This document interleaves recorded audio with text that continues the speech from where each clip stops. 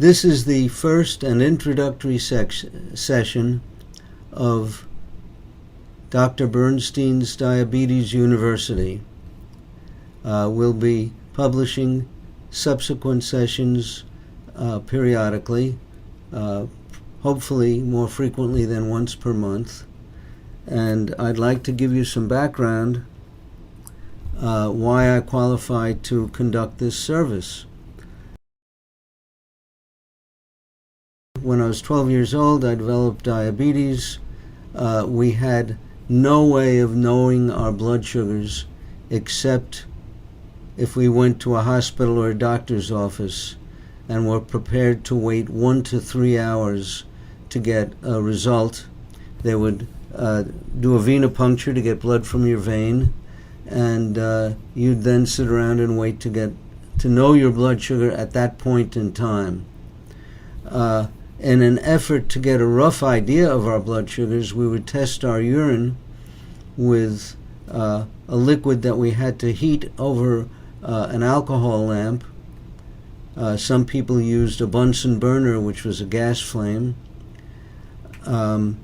This just told us how much glucose was in the urine.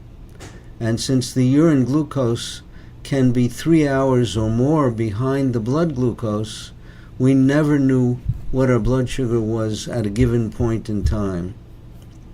The net result was that you could be anywhere from 0 to 1500 and not know it. There was lots of hypoglycemia, severe hypoglycemia. During one of my unconscious episodes from hypoglycemia, I was convulsing. I developed many of the long-term complications of diabetes. It wasn't such long-term, it was early on.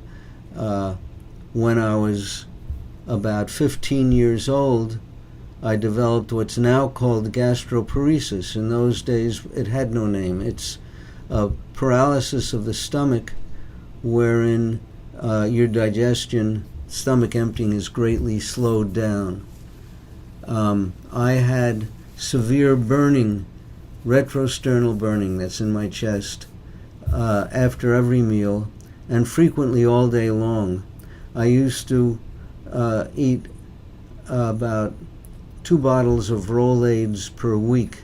That was 200 tablets a week in an effort to control the burning. It helped a little, it didn't help a lot.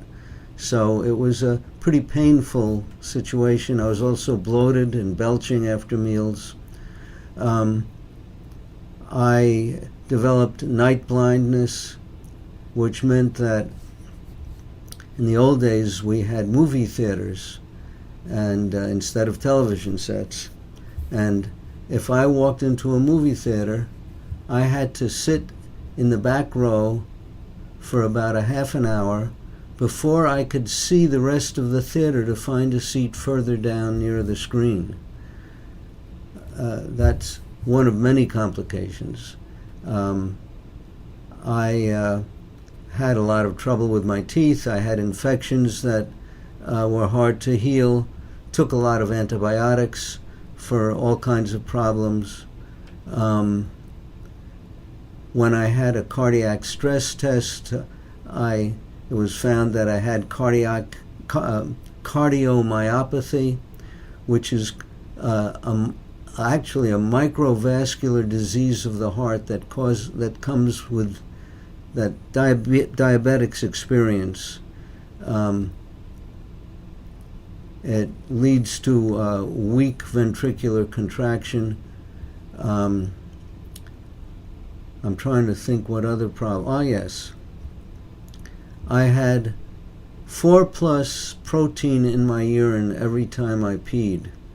I didn't discover this until I was about 30 years old. At that time, we were able to purchase dipsticks to find out if you had protein in the urine. And every time I urinated, I had maximum protein, which means at least 1,500 milligrams per day, which is pretty advanced kidney disease. when I was old enough to be employed, I had the misfortune, I guess, of working for employers who were not as smart as I was. And most of the time, I would behave myself. But if my blood sugar were too low, I couldn't tolerate people who were in charge making mistakes. So I would yell at my boss. And of course, whoever my boss was at the time didn't like it. And I would get into trouble because of the hypoglycemia. I didn't know my blood sugar was too low. They didn't know it was too low. We had no way of knowing. I was trained as an engineer and worked for about 20 years as an engineer or as a business executive.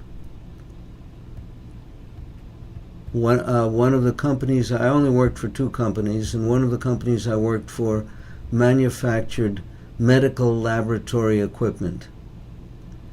I spotted in one of their trade journals an advertisement for a meter that was being sold to emergency rooms to tell the blood sugar, to tell the doctors in the emergency room whether a patient were diabetic or drunk. If someone came in unconscious at night when the labs were closed, was he drunk or was he diabetic? Those are the 2 most common causes of unconsciousness.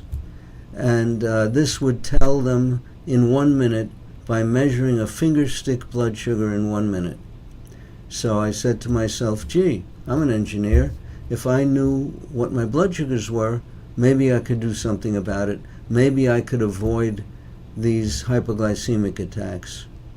And that would make life a lot easier for my family. So they wouldn't sell me a meter. But my wife was a physician. I had put her through medical school. And I used her stationery, with her permission, to order my first blood sugar meter at a cost of $650. Now this was back in 1969, so that would be several $1,000s today in terms of equivalent money.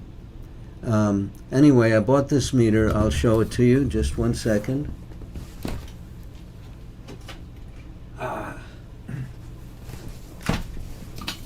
Here it is.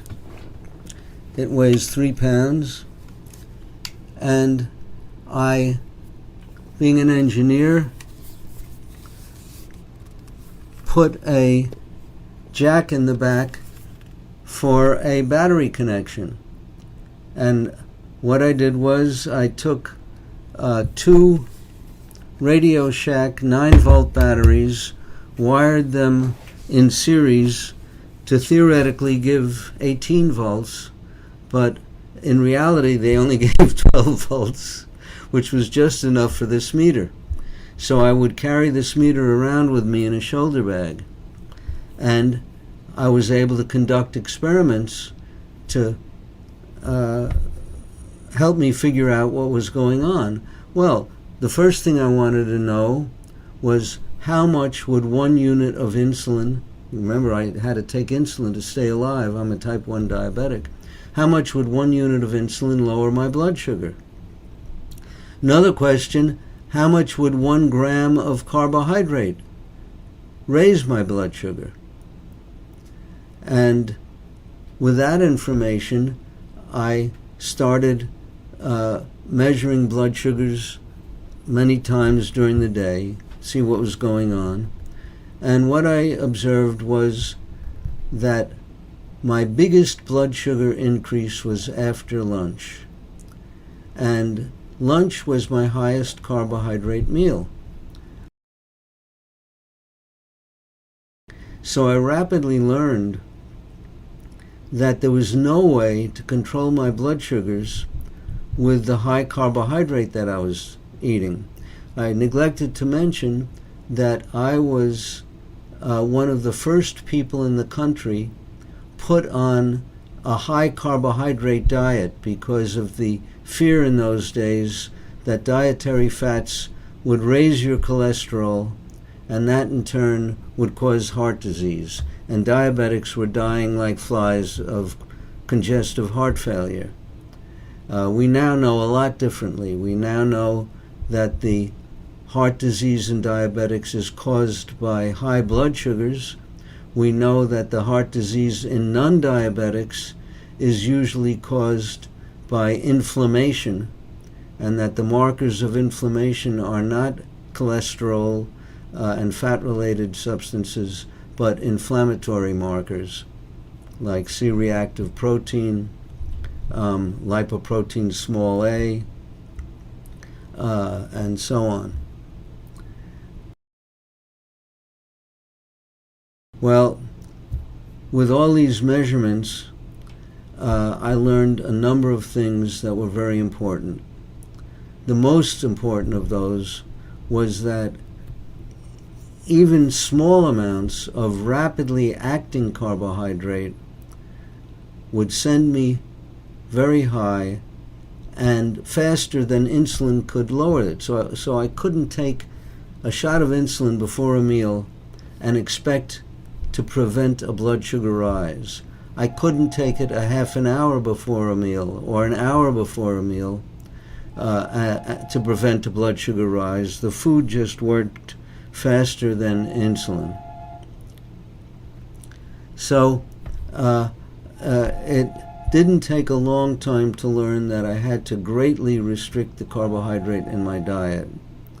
And eventually I was able to keep my blood sugars essentially normal around the clock, and certainly eliminated the severe hypoglycemia, much to the relief of my family. I neglected to say that on weekends when I was home, I would be working around the house or on our boat, and prior to the existence of a blood sugar meter, I'd be running low every weekend and impossible to deal with. I tried to convince my doctor that he should be doing this with all his patients. I tried so hard with him because he was president of the American Diabetes Association. And he said, what are you trying to do? You're going to put me out of business. My patients come to see me once a month for a blood sugar. If they did it themselves, I'd have no patients. And of course, what did he do for them if they came in with a high blood sugar or a low blood sugar? They didn't know what to do. So the president of the American Diabetes Association was against me. I wrote up the method I had worked out for keeping blood sugars normal around the clock, which is now called basal bolus insulin dosing. And I tried to get it published. At the same time, doctors were criticizing me, because I was approaching a lot of doctors, that there was no value in normal blood sugars, even though research with animals showed that you could reverse the kidney disease that I had by keeping their blood sugars normal. I finally did 2 studies at 2 university hospitals, Rockefeller University and at New York Downstate University, where we had about 15 people in each group, all type 1 diabetics, and taught them how to normalize their blood sugars. And we actually were able to reverse early complications of diabetes, such as leakage of proteins into the vitreous humor of the eye, which we were able to measure with sophisticated equipment, and several other things. But doctors kept saying, you're going to drive these people crazy, they'll be severely depressed. Well, in advance, we took in a psychiatrist at one study and a psychologist at the other study, and they both administered the Hamilton Depression Test, and we tested both groups. Both came through as severely depressed before the study. By the end of the study, when they knew how to control their blood sugars, the score was normal. They were no longer depressed. And when you interviewed them to find out why they were no longer depressed, they all gave the same answer. And they frequently used the same words. I'm now captain of my own ship. I'm not getting random blood sugars hitting me out of the blue. I don't know where they're coming from. I now know what my blood sugar is, and I can make it what I want it to be. So that was a big accomplishment. While these studies were being performed, I tried to get the method published. It was rejected by every medical journal I submitted it to, with some pretty stupid statements, like no one in his right mind would let an electrical device tell him how to treat his diabetes. That was the Journal of the American Medical Association. The editor of the New England Journal of Medicine said there's no evidence that there's any value to normalizing blood sugars, and so on. I figured that one of the reasons I couldn't get published was because I was an engineer, not an MD. So I finally, in desperation, went to medical school in order to get an MD after my name so I could be published. And I've been practicing medicine since 1983, close to 31 years. I've treated several thousand patients, mostly teaching them how to take care of themselves. And that's what I'm trying to do for you right now. Thanks for listening and watching, and we shall return with episode 2. Please get my book, Dr. Bernstein's Diabetes Solution. It's available at virtually every internet bookstore and many local bookstores. It contains much more information than these lectures that I'm giving you, and really is essential if you want to keep your blood sugars normal, as I do.